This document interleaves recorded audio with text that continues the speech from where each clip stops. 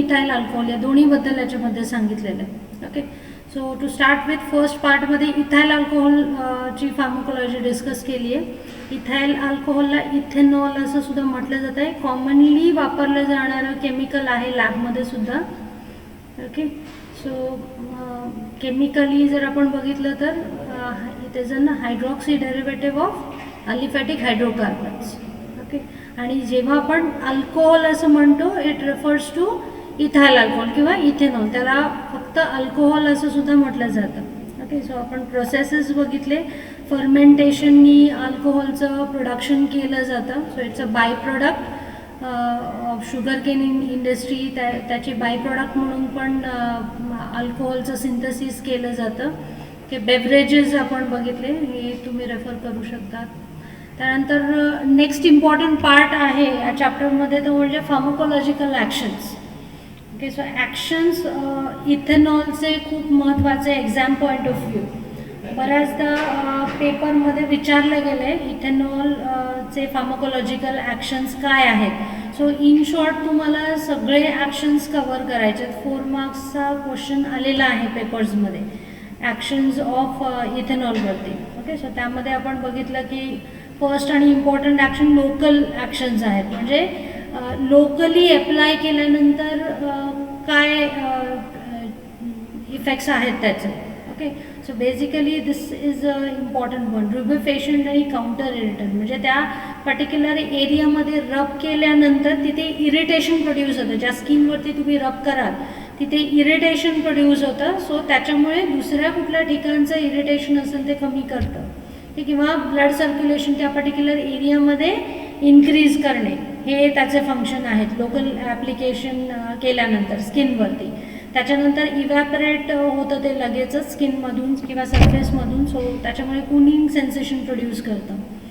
Okay, but mucous membrane आहे ज्या आपल्या डेलिकेट मेम्ब्रेन्स असतील, से फॉर एक्झाम्पल तुमच्या डोळ्याजवळची स्किन असेल किंवा माउथमधली जी स्किन आहे किंवा नेझल जी म्युकोज आहे. सो अशा ठिकाणी जर तुम्ही अल्कोहोल अप्लाय केला तर इरिटेशन प्रोड्यूस करतं ते. Okay, it will irritate that mucous. जे कॅरॅटिनाइज जे स्किन आहे आपली, ओके, सो त्याच्यावरती इतका जास्त इफेक्ट नाही आहे, पण जे नाजूक स्किन असते तर त्याला ते इरिटेट करू शकतं किंवा बर्निंग सेन्सेशन आपल्याला जळजळतं त्या पर्टिक्युलर एरियामध्ये जर अप्लाय केलं तर. त्यानंतर इंजेक्शन्स, सबक्युटेनियस इंजेक्शन जर आपण दिलं then it will produce pain, inflammation किंवा नेक्रोसिस, तिथले टिश्यू डॅमेज होऊ शकतं, स्कार फॉर्मेशन होऊ शकतं.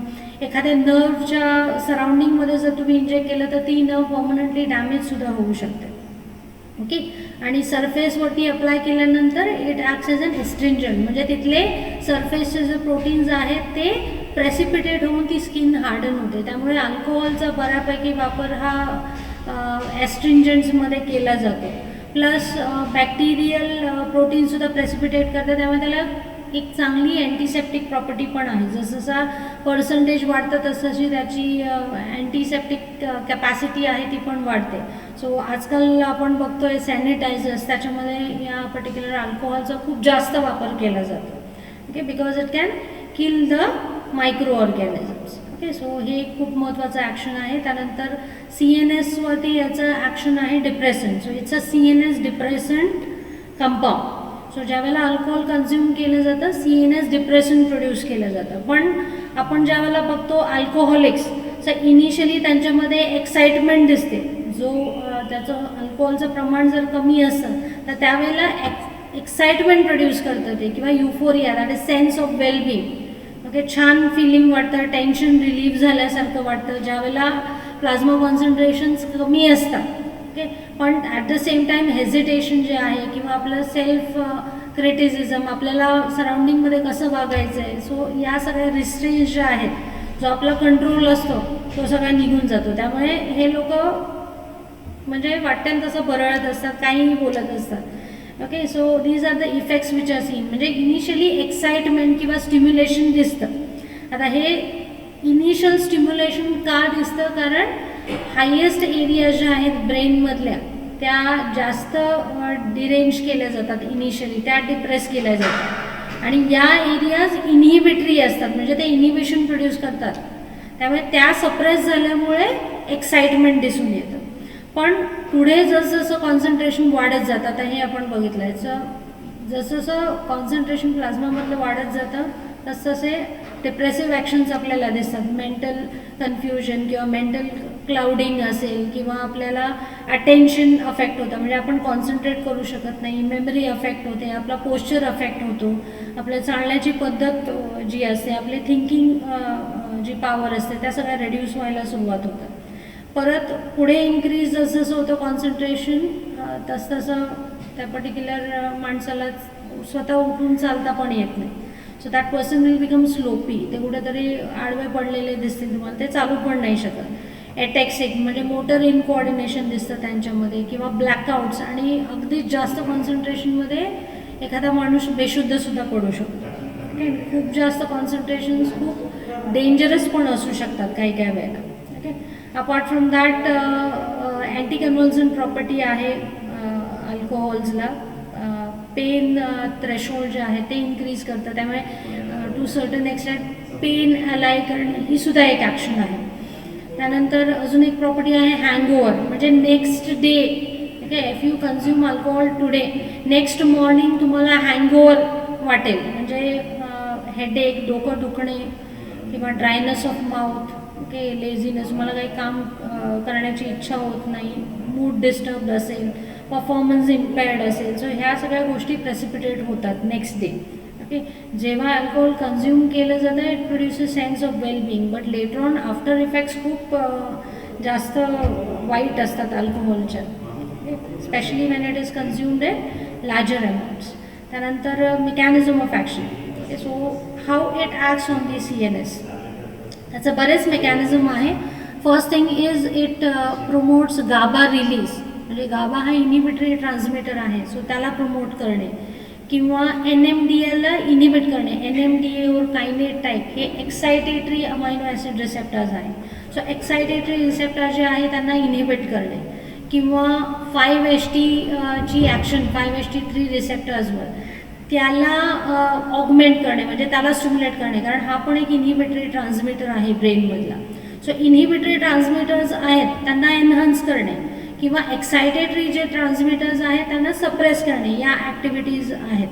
Apart from that cholinergic receptors यासुद्धा अफेक्ट होतात. अजून एक मेकॅनिझम आहे ज्याच्यामध्ये व्होल्टेज सेन्सिटिव्ह कॅल्शियम चॅनल जे आहेत सो ते इनहिबिट केले जातात, किंवा पोटॅशियम चॅनल्स आहेत तर ते ॲक्टिवेट केले जातात. सो हायपरपोलरायझेशन प्रोड्यूस होतं, सो स्टिम्युलेशन होत नाही किंवा इम्पल्स जनरेशन होत नाही.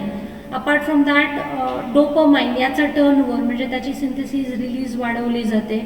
अजून एक मेकॅनिझम आहे ज्याच्यामध्ये सोडियम पोटॅशियम ATPase किंवा एडेनिलिन सायक्लेज या एन्झाईम ज्या आहेत त्यांची ॲक्टिव्हिटी ऑल्टर केली जाते. सो त्याच्यातून जे सेकंड मेसेंजर्स तयार होतात सो त्याची जी कॉन्सन्ट्रेशन्स आहेत ते ऑल्टर केले जातात, किंवा अजून काही एन्झाईम्स आहेत प्रोटीन कायनेस, ओके, A किंवा C. सो त्यांच्या थ्रू काही वेगळे जे काय म्हणतात ते ट्रान्समिटर्स आहेत सो त्यांची ॲक्टिव्हिटी चेंज करणे. सो ह्या सगळ्या भरपूर मेकॅनिझम्स आहेत ज्याच्या थ्रू अल्कोहोल वेगवेगळ्या इफेक्ट्स प्रोड्यूस करतो CNSवरती. ओके, नेक्स्ट ॲक्शन आहे CVSवरती. CVSवरती डोजवरती डिपेंड करतं की कशी ॲक्शन आहे. ओके, स्मॉल डोजेसला वेझोडायलेटेशन, सो फ्लशिंग किंवा ब्लड फ्लो इन्क्रीज होतं त्या एरियामध्ये. BP ॲक्च्युली अफेक्ट होत नाही. त्यानंतर मॉडरेट लेवल्सला थोडासा टेकिकार्डिया आणि रायझिंग BP वाढतो, आणि लार्ज डोसेसमध्ये फॉल इन BP म्हणजे BP कमी होतं. ओके, ॲज सच अरिथमियासुद्धा प्रेसिपिटेट होऊ शकतात काही काही केसेसमध्ये. त्यानंतर ब्लडवरती इफेक्ट, जर अल्कोहोलचं कन्झम्पशन ज्या वेळेला कमी असतं, ओके, और मॉडरेट लेवल्समध्ये जर अल्कोहोल कमी कन्झ्युम केलं तर HDL कोलेस्ट्रॉल लेवल्स वाढतात आणि LDLचं ऑक्सिडेशन रिड्यूस होतं. HDL कोलेस्ट्रॉल, HDL हे लिपोप्रोटीन आहे, it's a type of lipoprotein, हे तुम्ही ऑलरेडी शिकलात. ओके, सो HDL हे ॲक्च्युली हेल्थसाठी चांगलं असतं. सो अल्कोहोल कमी प्रमाणात घेतल्यानंतर HDLचं लेवल वाढतं. सो ॲक्च्युली जे कोरोनरी आर्टरी डिसीज आहे त्यांचं इन्सिडन्स कमी होतं, बट जर जास्त प्रमाणात अल्कोहोल कन्झ्युम केलं तर मात्र हे प्रोटेक्शन लॉस होतं. It will no longer act as a protective. HDL levels वाढणार नाहीत, बट ते उलट कमी होईल आणि बाकी ऑक्सिडेशन्स वगैरे वाढून जातील. So it can lose the protection over that development of coronary artery disease.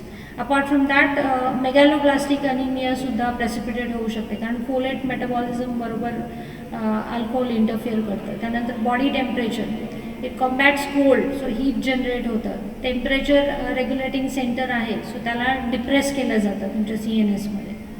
So next action is on respiration. Okay, so रेस्पिरेशनला स्टिम्युलेट करतात अल्कोहोल. सो जनरली काही काही वेळेला बेशुद्ध पडल्यानंतर वगैरे किंवा इरिटेट करून काय म्हणतात ते रेस्पिरेशन स्टिम्युलेट करण्याचा प्रयत्न केला जाऊ शकतो रेस्पिरेटरी डिप्रेशनमध्ये, but it is not reliable. Okay, so याच्यासाठी अजून दुसऱ्या टाईपचे ड्रग्ज अवेलेबल आहे, एनालेप्टिक ड्रग्ज अवेलेबल आहेत जे जास्त इफेक्टिव्ह आहे रेस्पिरेशन स्टिम्युलेट करण्यासाठी. Next action is on GIT. The GITवरती परत ॲक्शन डिपेंड करतं की किती अमाऊंट कन्झ्युम केले. Okay, so usually in low concentrations gastric secretion वाढवली जाते आणि हायर कॉन्सन्ट्रेशनमध्ये गॅस्ट्रिक सेक्रिशन कमी होते किंवा वॉमिटिंग प्रोड्यूस होऊ शकतं किंवा gastritis, that is inflammation of gastric mucosa. परत जो LES टोन आहे, लोअर इसोफेजियल टोन, सो त्याचा टोन कमी होतो, ज्यामुळे गॅस्ट्रिक कंटेंट जे आहे ते इसोफेगसमध्ये येतात, बॅक रिगर्गेटेड होतात. त्यामुळे ही कंडिशन जी आहे gastric reflux, so that will increase. Okay, then next is effect on the liver. This is very important because mostly असं म्हटलं जातं की क्रॉनिक अल्कोहोलिझम किंवा हेवी ड्रिंकिंग केल्यानंतर लिव्हर खराब होतं. ओके, सो जास्त प्रमाणात अल्कोहोल कन्झ्युम केलं आणि जर न्यूट्रिशन नाही मेंटेन केले तर लिव्हर खराब होऊ शकतं. स्मॉल टू मॉडरेट अमाऊंट जर कन्झ्युम केले अल्कोहोलचे तर it is not harmful to the liver. हे खूप महत्त्वाचं आहे.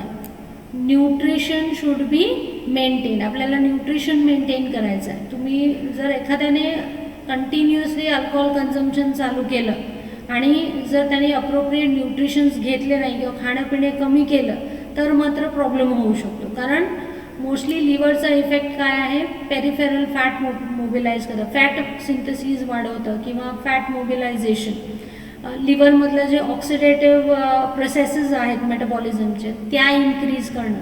तर या सगळ्यामुळे ते जे हिपॅटोसाइट्स आहेत, सेल्स आहेत, तर ते डॅमेज होऊ शकतात. Okay, by accumulation of all those. हे ऑक्सिडेशन इन्क्रीज केल्यामुळे सगळे जे फ्री रॅडिकल्स आहेत ते सगळे जनरेट होतात आणि ते लिव्हर सेल्स डॅमेज करतात. बेसिकली ॲसेटाल्डिहाइड जास्त महत्त्वाचं आहे. ॲसेटाल्डिहाइड ज्यावेळेला लिव्हरमध्ये ॲक्युम्युलेट होतो तर तो हेपॅटोसाइट्स डॅमेज करायला जास्त काय म्हणतात रिस्पॉन्सिबल आहे. सो इन्फ्लेमेशन प्रोड्यूस करेल, त्याच्यानंतर तो नेक्रोसिस करेल, म्हणजे ते टिश्यू डॅमेज होतील आणि फायब्रॉसिस, स्कार फॉर्मेशन होईल. Okay, so all this accumulation of acetaldehyde along with increase in the lipid peroxidation, जे ऑक्सिडेशन आहे लिव्हरमध्ये तर ते इन्क्रीज झालं आणि जर तुम्ही त्याच्यासोबत जर अप्रोप्रिएट न्यूट्रिशन्स घेतले नाही, nutritional deficiency, so this will result in alcoholic cirrhosis and this can be quite dangerous. सिरोसिसचं पुढे जाऊन लिव्हर कॅन्सरमध्ये सुद्धा कन्व्हर्जन होऊ शकतं आणि माणूस मरू शकतो. त्यामुळे अल्कोहोलचं कन्झम्पशन हेल्थसाठी चांगलं नाही आहे. Okay, it should not be done. Then next is actions on the skeletal muscles. So skeletal मसल्समध्ये जे टायर्डनेस येतं, फटीग, तर ते अबॉलिश करतं alcohol, but in smaller doses. पण लार्जर डोसेस किंवा जर तुम्ही कंटिन्युअसली घेत राहिलात तर मसल वीकनेस किंवा मसल डिसीज प्रेसिपिटेट होऊ शकते. त्यानंतर किडनीज डाययुरेसिस प्रोड्यूस होऊ शकतं, म्हणजे युरिन आउटपुट वाढतं. जनरली युरिन आउटपुट वाढण्याचं कारण म्हणजे वॉटर कन्झ्युम केलं जातं अल्कोहोल बरोबर किंवा ADHची ॲक्शन इनिबिट केली. ADH is anti diuretic hormone, so याची ॲक्शन इनिबिट केल्यामुळे युरिन आउटपुट वाढते. Okay, next is sex. It is an aphrodisiac, so sexual behavior is enhanced or aggravated. Okay, so aggressive sexual behavior can be seen. Okay, but chronic consumption म्हणजे भरपूर प्रमाणात consume केलं, prolonged consumption, हे सगळे what to say reproductive degeneration produce करतं, importance किंवा infertility, atrophy, wasting of the testes and all. Okay. Then next action is on endocrine system. Generally ADR that is ॲड्रिनलिनचं release increase केलं जातं, ज्याच्यामुळे हायपरग्लायसिमिया म्हणजे sugar level वाढते. Okay. किंवा बाकीचे जे सिम्पथॅटिक स्टिम्युलेशनमुळे जे इफेक्ट्स असतात त्या सगळ्या प्रेसिपिटेट होतात. बट टॉक्सिक डोसेसमध्ये हे झालं नॉर्मल डोसेसमध्ये. सो टॉक्सिक डोसेस ज्या वेळेला कन्झ्युम केलं म्हणजे भरपूर प्रमाणात कन्झ्युम केल्यानंतर हायपोग्लायसिमिया प्रेसिपिटेट होतं. That is decrease in the blood glucose level. Okay. कारण पुढे परत डिप्लिशन पण होतं, ग्लायकोजन जे स्टोअर केलं जातं लिव्हरमध्ये त्याचंसुद्धा डिप्लेशन होतं. Okay. Uterine contractions it is suppressed, but हे ॲक्शन एवढं काही सिग्निफिकंट नाही आहे. कायनेटिक्स जर आपण बघितलं तर कायनेटिक्समध्ये absorption it is good from stomach. Okay. इंटेस्टाईनमध्ये सगळ्यात फास्ट अब्झॉर्प्शन होतं. ओके. त्यानंतर हे जास्त महत्त्वाचं आहे आपल्यासाठी की metabolism part of the ethanol. So ethanol first it is acted upon by alcohol dehydrogenase. Okay. So ही एन्झाईम ॲक्ट करते इथेनॉलवरती आणि त्याला ॲसिटाल्डिहाइडमध्ये कन्वर्ट करते. याचं अक्युम्युलेशन झाल्यामुळे लिव्हर खराब व्हायला जास्त काय म्हणतात कारणीभूत आहे alcohol. Okay. So ethanol gets converted in to acetaldehyde by enzyme alcohol dehydrogenase. त्यानंतर पुढे ॲसिटाल्डिहाइडचं कन्वर्जन ॲसिटेटमध्ये होतं आणि त्याच्यासाठी लागणारी एन्झाईम आहे अल्डिहाइड डिहायड्रोजनेस. ही आहे एन्झाईम. सो या दोन एन्झाईम खूप महत्त्वाच्या आहेत मेटाबॉलिझमसाठी. पुढे हे ॲसिटाईडचं कन्वर्जन कार्बन डायऑक्साईड आणि वॉटरमध्ये होतं रॅपिडली. ओके. सो अल्कोहोलचं जे मेटाबॉलिझम आहे ते जनरली फास्ट होतं आणि या दोन एन्झाईम्स आपल्याला जास्त महत्त्वाचे. Okay. Then coming to the interactions. Okay. बाकी जे CNS डिप्रेसंट ड्रग्ज आहेत. Okay. Alcohol CNS depressant drug आहे आपण बघितला. सो बाकीचे जे CNS डिप्रेसंट ड्रग आहेत सो त्यांच्यासोबत दिल्यानंतर ॲडिशनल और ॲडिटिव्ह CNS डिप्रेसंट ॲक्शन दिसते. त्यानंतर सल्फोनिल्युरिया किंवा मेट्रोनिडाझोल सो यांच्यासोबत दिल्यानंतर बिझार डायसल्फिराम लाईक रिॲक्शन म्हणजे डायसल्फिराम दिल्यानंतर ज्या प्रकारचे रिॲक्शन्स प्रेसिपिटेट होतात so similar actions are shown. त्यानंतर इन्सुलिन किंवा सल्फोनिल्युरिया यांच्यासोबत दिला तर हायपोग्लायसिमिया एनहान्स होते कारण ॲक्शनमध्ये पण आपण बघितलं. Next complication is excessive consumption झालं तर CYP एन्झाईम्स म्हणजे जे मेटाबॉलिक एन्झाईम्स आहेत तर त्यांना इंड्यूस केलं जातं, त्यांची ॲक्टिव्हिटी वाढवली जाते. सो त्याच्यामुळे काही जे ड्रग्ज आहेत त्यांचं मेटाबॉलिझम एनहान्स होतं. ॲक्च्युली पॅरासिटामॉलमध्ये आपण बघितलं की NABQI हा जो त्याचा इंटरमिडिएट आहे किंवा मेटाबॉलाईट आहे हा ॲक्च्युली क्वाईट डेंजरस असू शकतो. त्याच्यामुळे लिव्हर प्रॉब्लेम होऊ शकतात. सो हा जो काय म्हणतात तो इंटरमिडिएट आहे तो त्याला जनरेट होण्यासाठी क्रॉनिक अल्कोहोलिझम पण जबाबदार आहे कारण तो ती एन्झाईम एनहान्स करतो ज्याच्यापासून NABQI जनरेट होतो. Okay. So it can enhance the paracetamol toxicity. So paracetamol जर क्रॉनिक अल्कोहोल्स कन्झ्युम करत असतील तर त्यांच्यामध्ये हा मेटाबॉलाइट जनरेट होऊन टॉक्सिसिटी दिसू शकते. ओके. या व्यतिरिक्त बाकी ड्रग्सची मेटाबॉलिझमसुद्धा ऑल्टर करू शकतं अल्कोहोल. त्यानंतर ॲस्पिरिन आणि NSAID यांच्यामध्ये bleeding tendency gastric bleeding tendency जास्त प्रमाणात दिसते. Okay. If you are consuming alcohol. Contraindication जसे आपण ॲक्शन्समध्ये बघितलं पेप्टिक अल्सर किंवा हायपर ॲसिडिटी किंवा ज्यांच्यामध्ये ऑलरेडी गॅस्ट्रिक रिफ्लक्स आहे सो अशा कंडिशन्समध्ये कॉन्ट्राइंडिंग म्हणजे तुम्ही देऊ शकत नाही. एपिलेप्टिक पेशंट्समध्ये सुद्धा देऊ नाही शकत कारण सीझर्स प्रेसिपिटेट होतात. लिव्हर डिझीजमध्ये किंवा अनस्टेबल पर्सनॅलिटी ते जास्त प्रमाणात कन्झ्युम करू शकतात. किंवा प्रेग्नन्सीमध्ये तर ते टेरोटोजेनिक आहे म्हणजे ते बेबी जे आहे त्याला अफेक्ट करतो. सो ग्रोथ रिटार्डेशन दिसू शकतं त्या पर्टिक्युलर बेबीजमध्ये. काही काही वेळेला मिसकॅरेजेस पण होऊन जातात. टॉक्सिसिटीमध्ये जर आपण बघितलं तर काही साईड इफेक्ट्स आहेत जे कॉमनली दिसून येतात नोजिया वॉमिटिंग फ्लशिंग वगैरे. त्यानंतर अक्यूट अल्कोहोलिक म्हणजे थोडंसं जास्त कन्झम्पशन झाल्यानंतर CNS अफेक्ट होतो मेनली. अनअवेअरनेस, रिस्पॉन्सिव्हनेस कमी होणे किंवा स्टूपॉड, ओके, सतत ॲक्टिव्हनेस न राहणे किंवा hypotension, gastritis, okay, respiratory depression, even the person may even die also with this. त्यानंतर क्रॉनिक अल्कोहोलिझम, जर एखादा पर्सन जर वारंवार कन्झम्पशन करत असेल तर तो त्या पर्टिक्युलर अल्कोहोलवरती डिपेंडंट बनतो. Okay, now dependency can be of 2 types, psychological किंवा फिजिकल. सायकोलॉजिकल म्हणजे काय, आपल्याला अल्कोहोल नाही कन्झ्युम केलं तर चांगलं वाटत नाही. ओके, आणि फिजिकल डिपेंडन्स म्हणजे काय, त्यांची नॉर्मल फंक्शनिंग बॉडीची जी आहे ती नॉर्मल राहते त्याच वेळेला ज्या वेळेला ते पर्टिक्युलर पर्सन अल्कोहोल कन्झ्युम करते. ओके, सो हेवी ड्रिंकिंग किंवा राऊंड द क्लॉक ड्रिंकिंग म्हणजे कंटिन्युअस कन्झम्पशन जर झालं तर डिपेंडन्स दिसून येऊ शकतं. आणि जर तुम्ही सडनली स्टॉप केली ट्रीटमेंट तर प्रॉब्लेम होऊ शकतात, काही सिम्पटम्स प्रेसिपिटेट होऊ शकतात त्या पर्टिक्युलर पर्सन्समध्ये. Okay, that is known as withdrawal symptoms.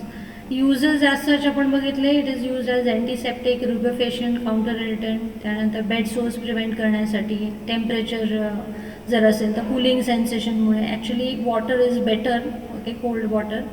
त्यानंतर जर डॅमेज्ड न्यूरॉन्स असतील तर त्यांना इनॅक्टिवेट करण्यासाठी आपण बघितलं, इंजेक्ट केल्यानंतर ती पर्टिक्युलर नर्व डॅमेज होते, सो कॅन्सर पेन कमी करण्यासाठी आपण इंजेक्ट करू शकतो.